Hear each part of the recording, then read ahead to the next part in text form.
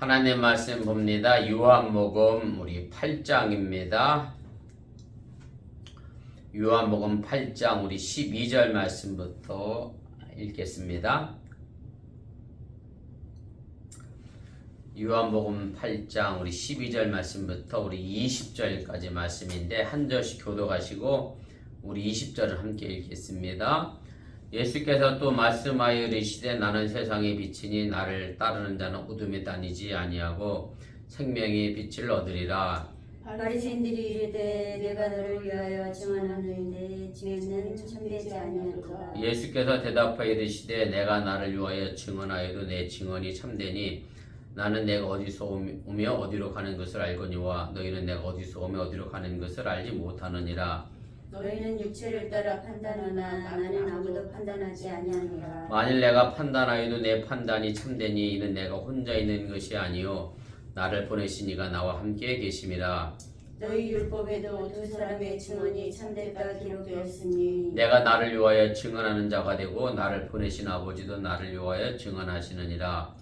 예수들이 묻되 내 아버지가 어디 있느냐. 예수께서 대답하시되 너희는 나를 알지 못하고 내 아버지도 알지 못하는도다.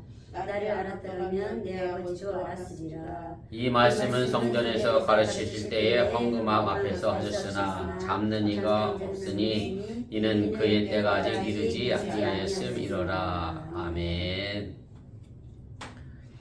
예, 오늘은 40번째 시간입니다. 세상의 빛과 아버지에 관련된 말씀의 내용입니다. 그래서 내용분해를 보시면 우리가 초막절에서 예수님께서 예루살렘 성전에서 이제 말씀을 이제 가르치시는 중에 나와 있는 얘기고요. 제가 지난주에도 말씀드렸습니다만은 예수님께서 이제 초막절에 관련된 첫 번째 행사 물로 관련된 이야기를 통해서 이제 나는 생명을 주는 물이다 라고 얘기하고 요한복음 저자는 그 물이 결국은 성령을 가리키십니다 라고 하는 해석을 이제 붙였고요. 그리고 그 중간에 또 이제 가는 중에 체포된 여인이 이제 8장 1절부터 11절까지 나와 있고 이어서 세상의 빛과 아버지가 이제 나와 있습니다. 그래서 제가 지난 시간에도 말씀드렸습니다만은 이 8장 1절부터 11절 정확히 얘기하면 7장 53절 말씀부터 8장 11절까지 있는 말씀은 요한복음의 흐름상 내용으로 보면 중간에 이제 삽입된 것으로 우리가 좀 이해가 되고요. 왜냐하면 우리가 생명이 있는 물과 성령에 이어서 예수님께서 그 다음에 뭘 증언하시는 거냐면 나는 세상의 빛이다 이야기를 하고 싶었던 건데 이제 그 중간에 간음하는 여인의 이야기가 이제 들어가 있는 것으로 여러분들 이해하시면 되겠습니다. 그래서 본문계열을 보시면 그래서 본문의 병행 구조는 통해서도 우리가 알 수 있는 것이 뭐냐면 비에서 생명이 있는 물과 성령이 있고 그 다음 비 대시가 바로 세상의 빛과 아버지에 관련된 얘기라 나는 물이다 그리고 나는 세상의 빛이다 라고 하는 이 두 개념이 서로 병행으로 연결되어 있는 것을 우리가 알게 됩니다.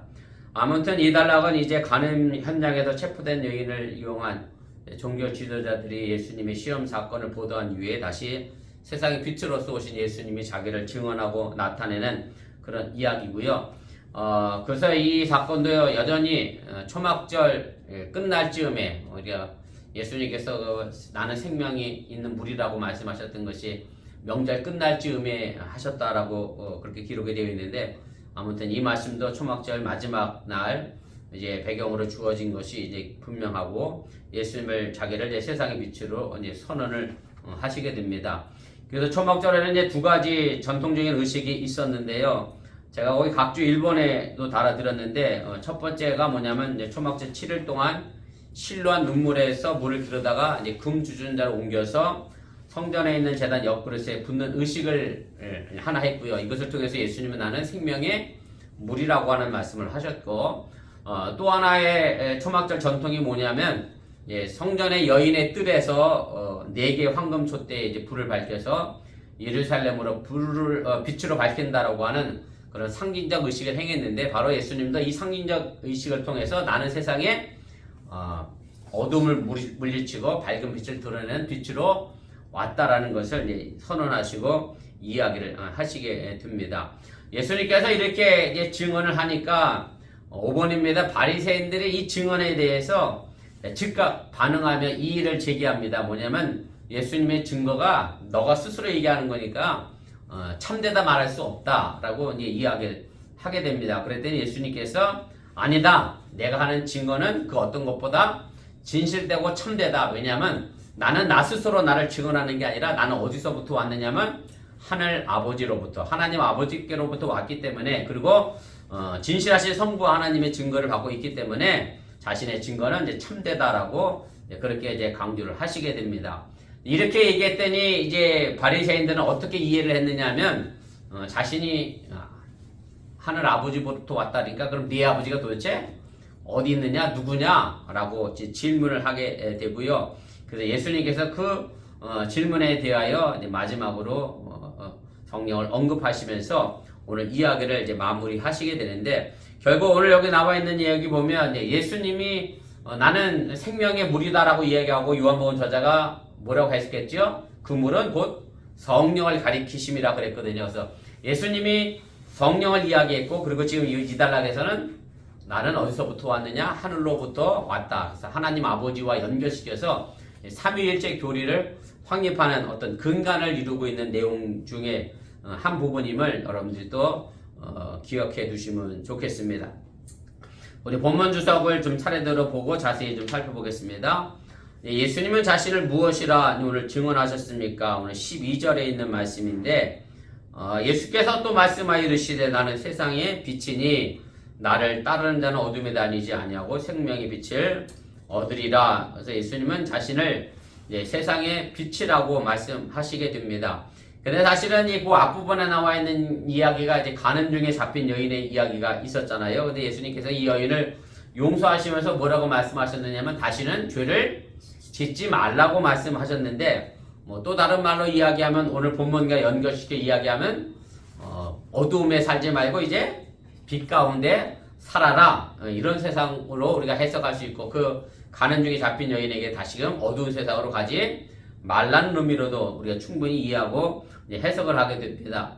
그래서 초막절에 지켰던 이제 두 가지 전통 의식을 제가 아까도 말씀드렸고 그 하나는 이제 물과 관련된 거고 또 하나는 이제 빛과 관련된 말씀의 내용이고 그래서 예수님께서 물과 관련된 그런 행사에 대해서는 자신의 생명의 물이라고 이야기를 하셨고 빛과 관련된 행사를 통해서 자신의 세상의 빛이라고 말씀하시면서 이제 어쨌든 예수님이 그 상황과 맞게 말씀을 잘 대변하고 전하고 있음을 우리가 보게 됩니다. 사실은 뭐 이 구절 아니어도 복음서에 보면 예수님께서 어린아이를 실제로만 세워놓고 어린아이와 같지 않으면 결단코 천국에 가지 못한다. 뭐 더 들에 백합화를 봐라, 뭐 공중에 나는 새를 봐라. 다 지나가는 어떤 상황을 보시면서 그때그때 복음의 말씀을 전했던 것처럼 오늘 예수님도 이제 그런 상황 속에서 자신의 복음을 이제 선포하고 전하시는 것을 우리가 이제 알게 됩니다. 3번입니다. 그래서 오늘 여기 나와 있는 이제 요한복음에 사실은 이 부분이 7개가 등장합니다. 무슨 얘기냐면 나는 뭐뭐이다. 그래서 요한복음에 이게 굉장히 많이 나오는데 뭐 나는 뭐 포도나무 가지다. 나는 목자다. 오늘 여기는 나는 세상의 빛이다. 7장에서는 나는 세상에 생명을 주는 물이다. 이런 식으로 이제 선언하게 되는데요. 나는 뭐뭐시다라고 하는 그 말의 헬라어가 에고 에이미를 사용합니다. 그래서 에고는 나라고 하는 그런 주어고요. 에이미는 동사입니다. 뭐뭐이다라는 이즈나 뭐 비동사의 개념을 가지고 있으면 같고요. 그래서 예수님이 자기는 누구라고 선언하실 때 주요로 사용하던 그런 표현의 방식인데 근데 3페이지 제일 먼저 올라가겠습니다. 근데 이 이야기가 예수님이 홀로 말씀하셨던 얘기가 아니라 어디에도 나와 있느냐면 이미 구약 성경에도 나와 있습니다. 무슨 얘기냐면 하나님께서도 본인을 이야기하실 때 나는 무엇이다 라는 말씀으로 이야기를 하게 되는데 그 대표적인 것이 뭐냐면 출애굽기 3장 14절에 하나님께서 모세에게 자신을 이야기하면서 뭐라고 말씀하셨느냐면 각주 제가 3번에 달아드렸는데 보면세요. 하나님이 모세에게 이르시되 나는 스스로 있는 자니라. 그래서 나는 무엇이다 라고 하는 이 말의 의미는 이미 하나님께서 사용하셨던 문구고요. 특별히 이 부분에 관하여 우리가 이야기하고 있는 것은 뭐냐면 예흐야라는 단어가 쓰였는데 그 예흐야가 지금 우리가 발음하는 여호와의 어원이 된다라고 하는 얘기고 그래, 출애굽기 3장 14절에 나는 무엇이다 라고 하는 해당하는 이 예의화를 72년 성경이라고 하는데 그걸 에고 에임이라고 번역을 했습니다. 72년 성경은 뭐냐면 이스라엘 사람들이 구약 성경은 모르된 성경책이었죠.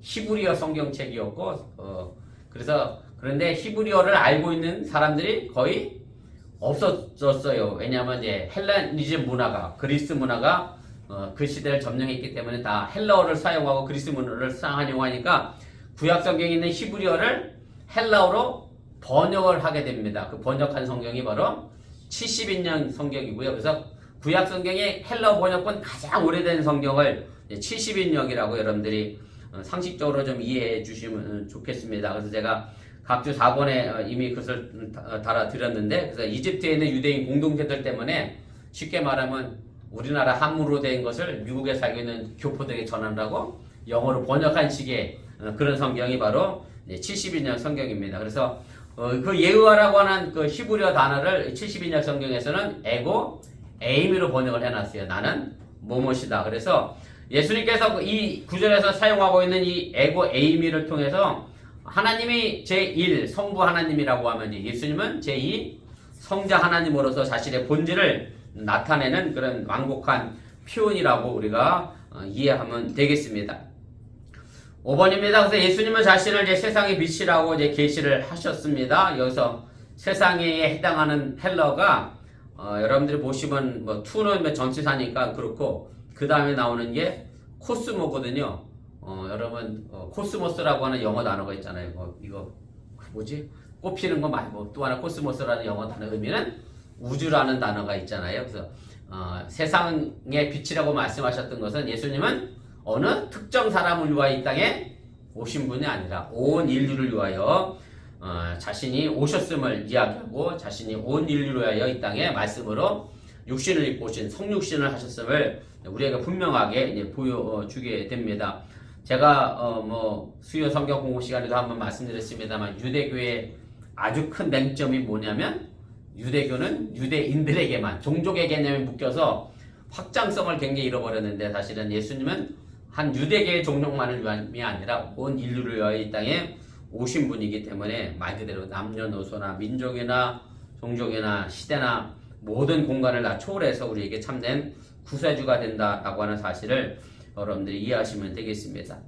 6번입니다. 그래서 예수님께서 자신을 이제 빛이라고 이야기하셨는데 뭐 요한복음 1장에도 나와 있습니다만은 예수님께서 이 땅에 세상의 빛으로 왔는데 세상 사람들이 그 빛을 어떻게 했죠? 알아보지 못했죠. 결국 왜 알아보지 못했느냐면 이 세상이 어두움에 쌓여 있기 때문에 죄로 인하여 어두운 가운데 있었기 때문에 예수님께서 빛으로 오신 것을 알아보지 못했고 그러나 예수님은 그 어두움을 밝히시기 위하여 이 땅에 빛으로 오셨다고 하는 사실을 여러분들 또한 믿으시기를 바랍니다.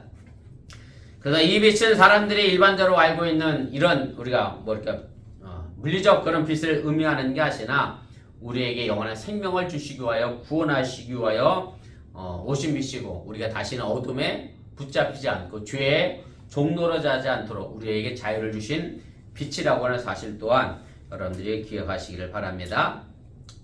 자, 두 번째입니다. 그럼 예수님의 증거가 참된 근거는 무엇이냐? 오늘 13절 말씀부터 우리 16절까지 있는 말씀입니다.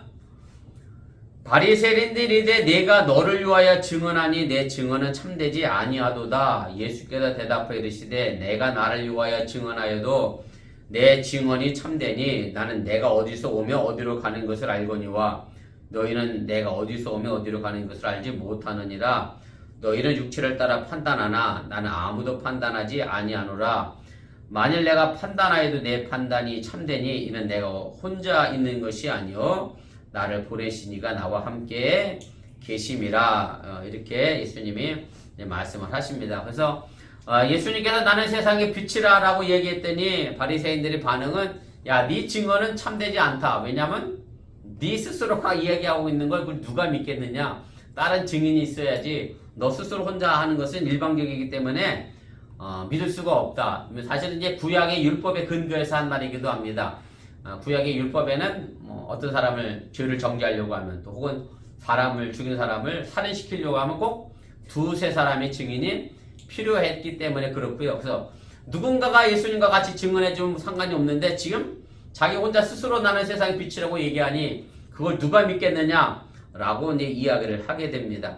그런데 예수님이 자신은 스스로 말을 했어도 불구하고 내 증언이 참되다라는 이유를 설명하게 됩니다. 왜냐하면 나는 어디서부터 왔고 어디로 가는지를 이미 알고 있기 때문이다. 그래서 예수님의 기원을 어디에 두고 계시느냐면 하늘에 하나님께 두고 있기 때문에 자신의 증언이 참되다라고 말씀하시게 됩니다. 그리고 반대로 너희들은 알지 못한다라고 하는 댓글을 사용하시면서 자신만이 알고 있는 사실을 이제 강조하시게 됩니다. 그리고 예수님께서 어디로 오며 어디로 가시죠? 하나님께로부터 와서 다시 하나님께로 가지요. 이미 요한복음에도 계속 나왔잖아요. 내가 먼저 너희들보다 이제 갈 것이다라고 얘기한 게 다 어디로 가느냐? 하나님께로 가는 것을 말씀을 하셨습니다. 가로 3번입니다. 네, 그때 당시 사람들은 제가 여러 번 말씀드렸지만 예수님을 갈릴리 나사렛 출신으로 알고 있었고 예수님의 실상은 전혀 알지 못했기 때문에 예수님의 기원은 하늘임에도 불구하고 그 하늘을 이해하지 못하고 또 유대 종교 지도자들 특별히 바리새인들도 예수님이 갈릴리 출신인 것을만 알았지 하나님께로부터 왔다는 것을 인지하지 못하고 알지 못하는 그 영적 무지함에 본인들 스스로가 빠져 있었고 그것을 본인들 스스로가 또 드러내는 어리석음을 범하게 됩니다. 4페이지 제일 위에 가로 4번입니다. 더불어서 예수님이 이제 이런 말씀을 합니다. 너희는 외모로 보고 사람을 판단하지만 나는 아무도 판단하지 않는다라는 말씀을 이제 강조하시게 됩니다. 그래서 이것은 예수님이 판단할 능력이나 권능이 없어서 말씀하시는 것이 결코 아니고요. 왜냐면 하나님께서 이미 예수님에게 심판의 권한을 위임해 주셨는데 예수님이 판단할 능력이 없어서 판단하지 않겠다라고 하신 것이 아니라 지금은 단지 그 심판의 판단을 예수님이 유보하고 계시다라고 하는 것을 이야기하신 것이고 예수님께서 이 땅에 오신 이유는 뭐냐면 요한복음 1장에도 나와 있습니다만 이 어두운 세상에 죄로 어두워진 세상에 왜 빛으로 오셨어요? 우리를 구원해내시기 위해 오신 것이지 지금 예수님은 심판하시기 위해 오신 게 아니기 때문에 내가 사람을 판단하지 않겠다라고 이야기를 하시게 됩니다. 그래서 예수님의 판단이라고 하는 것은 늘 참된 것인데 왜냐하면 그 기준이 참되기 때문에 그렇습니다. 사람의 판단이 기준이 아니라 그 기준이 바로 하나님 아버지의 뜻이기 때문에 예수님의 판단은 참되시고요. 그래서 바리새인들과 달리 예수님은 사람을 육체적으로 겉모습으로 판단하지 않고 인간의 기준으로 판단하지 않으시고 예수님은 하나님께로부터 보냄받은 자로서 하나님의 뜻에 의하여 판단하시고 우리를 바로 보신다라고 하는 얘기입니다.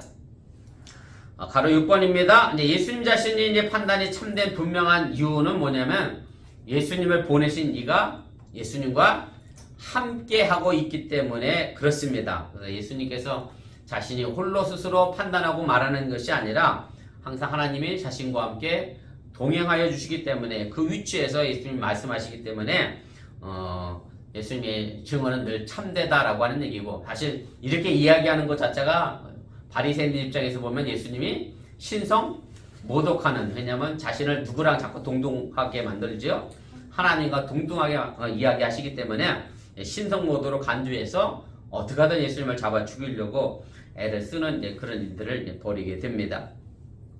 자 마지막 3번입니다.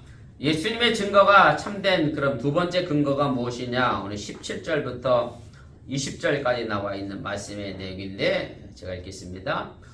너희 율법에도 두 사람의 증언이 참되다 기록되었으니 내가 나를 위하여 증언하는 자가 되고 나를 보내신 아버지도 나를 위하여 증언하시느니라. 이제 그들이 묻되 네 아버지가 어디에 있느냐 예수께서 대답하시되 너희는 나를 알지 못하고 내 아버지도 알지 못하는도다. 나를 알았더라면 내 아버지도 알았으리라. 이 말씀은 성전에서 가르치실 때에 헌금함 앞에서 하셨으나 잡는 사람이 없으니 이는 그의 때가 아직 이르지 아니하였음이러라. 그래서 예수님께서 이제 자신의 증거가 참되다고 하는 근거를 하나 더 제시합니다. 그것은 바로 바리새인들이 가장 중요하게 생각했던 율법이고요. 율법에 제가 아까 말씀드렸던 것처럼 두세 사람이 증언이 필요하기 때문에 예수님은 그 부분에 관하여 이제 이야기를 하시게 됩니다. 그래서 예수님이 이미 종교적 권력의 도구로 사용됐던 그 율법에 대하여 자신의 증거가 참되다라고 말씀하시고 있다라고 하는 얘기고, 자, 그러면 그 요건을 어떻게 채웠을까라고 하는 건데, 그 두 명의 증인은 본인 스스로와 더불어서 하나님 아버지가 자신을 증언해 주시기 때문에 그 율법의 요건을 충분히 갖추었다라고 예수님은 18절 말씀에 이야기를 하게 됩니다. 그래서 예수님의 증거가 지닌 확실성과 절대적 권위가 바로 여기에 있다라고 하는 얘기고, 하나님 아버지께서는 언제든지 예수님께서 자신의 뜻을 행하고 있음을 구체적으로 입증해 주셨기 때문에 예수님은 자신 있게 나를 보내신 이를 통해서 그 율법에서 요구하는 두 명의 증인을 그 욕구를 채워나가게 됩니다. 5번입니다. 이제 요한복음을 여기까지 읽은 독자들은 뭐 사실은 예수님이 계속 말씀했기 때문에 아버지가 누군지 이미 다 알려진 상황인데, 그런데 이제 요한복음 저자의 기법대로 여기에 나와 있는 바리새인들은 예수님을 또 오해하는 그런 역할을 하게 만들죠. 5페이지로 올라가겠습니다. 사실은 이런 오해는 계속해서 요한복음 저자가 즐겨 사용하던 거 아니에요? 니고데모에게서도 거듭난다라고 하는 말의 의미도 그렇고, 그 다음에 또 4장에 가면 수가성 여인과 이야기할 때 그 물도 예수님은 그냥 물을 말하는 게 아닌데 그 여인은 물로 오해했고, 뭐 그런 식의 계속해서 그런 말씀을 이제 문자적으로 오해하게 만들어서 거기에 맞춰서 예수님께서 이제 복음을 증거하시는 그런 계기로 늘 삼았습니다. 그래서 오늘 여기 이제 바리새인들의 오해, 너 아버지 그럼 어디 있어? 네 아버지가 어디 있느냐?라고 하는 이 오해가 우리가 그 다음 시간에 하겠습니다만 21절 말씀부터 그럼 그 아버지가 누군지에 관하여 신학적 의미를 부여해서 예수님께서 가르치시는 계기로 이 아버지를 오해하게 만들어서 그 신학적 교훈을 이제 진전을 이제 시켜 나가게 됩니다. 6번입니다. 이제 바리새인들은 예수님의 아버지가 하나님이라고는 아마 생각을 전혀 못했고요. 그래서 당시 유대인들은 심지어 하나님의 이름조차 부르지 않았기 때문에 감히 아버지라고 부르는 것은 너무나도 불경한 일이었습니다. 사실 그 여호와라고 하는 얘기, 야훼라는 말의 의미도 사실은 최근에 쉽게 말하면 하나님의 이름을 되찾고자 해서 찾아낸 발음이지, 아예 이름을 부르지 않다 보니까 이 사람들은 하나님을 이름을 잃어버린 거예요. 그래서 아도나이나 혹은 주님이라고 번역된 단어들이 사실은 다 거기가 원래 뭐가 들어가 있었느냐면 여호와가 들어가 있어야 되는데, 여호와가 이름이 나오면 그 이름을 그냥 못 부른 거예요. 그냥 건너뛴 거예요. 다른 이름으로 부르고. 그러다 보니까 이제 이름조차 잃어버렸는데, 그런 상황이 있는 사람들에게 예수님이 하늘에 있는 아버지를 하나님을 아버지라고 불렀으니 얼마나 불경건하게 이제 봤을 것이냐. 그러니 당연히 이제 신성모독이라고 말할 수밖에 없는 그런 상황이 됩니다. 가로 7번입니다. 지금도 이제 세상은 우리에게 그렇게 묻지요. 네 아버지가 어디 있느냐? 시편 기자가 늘 탄식했던 것처럼 하나님 어디 계십니까? 내가 의지하는 하나님 도대체 어디 있느냐? 세상은 여전히 우리에게 보여달라고 그렇게 외치고 이야기하고 있고, 그럼 우리가 거기에 대하여 나는 눈에 보이지 않는 하나님을 어떻게 고백할 것인가? 우리들의 신앙의 고백이 늘 필요하다고 하는 것을 여러분들이 잊지 마시길 바랍니다. 그래서 하나님을 아버지라고 부르며 기도할 수 있을 때 바로 거기에 내 생명이 시작이 되고, 거기에 바로 우리의 진정한 신앙의 능력이 생겨난다라고 하는 사실을 여러분들이 기억하시고, 우리가 그렇게 하나님을 아버지라고 불러야 세상 사람들이 하나님이 정말로 살아계시는구나 믿지, 우리들조차도 스스로 하나님을 그렇게 온전히 믿지 못하고 신뢰하지 못하는데 세상이 그 하나님을 믿을 수 없다는 것을 우리가 다시 한번 기억하면서, 네 아버지가 어디 있느냐 세상이 우리를 향하여 물을 때 우리 아버지는 하늘에 계시다. 하나님 아버지가 나의 아버지다. 우리의 빛의 삶으로 여러분들이 그 아버지를 이 어두운 세상에 밝게 보여줄 수 있기를 주님의 이름으로 간절히 축원을 드립니다. 가로 10번입니다. 그래서 요한복음 저자가 이제 20절을 언급하면서 마무리를 하게 되는데, 예수님 말씀이 이제까지 분명 신성모독죄였고요. 그리고 예수님 오늘 말씀하신 것이 어디예요? 예루살렘 성전 완전 한가운데 어디 앞에? 헝금함 앞에서 말씀하셨는데 아무도 잡지를 못했어요. 사실은 7장 52절에서도 똑같은 구절이 나오잖아요. 예수님이 이렇게 말씀했는데도 잡지 못했다. 그래서 뭐라고 나오냐면 또 거기에 아직 예수님의 때가 이르지 않았다라고 이야기하면서 이제 예수님의 때는 하나님에 의하여 결정되는 것을 이야기하고 그 예수님의 때는 바로 십자가에 못 박혀 돌아가신 영광의 때를 이야기하는 거고, 그래서 우리도 내 때를 살아가는 게 아니라 예수님의 때를, 하나님의 때를 살아가야 한다는 것을 여러분들이 잊지 마시기를 바랍니다.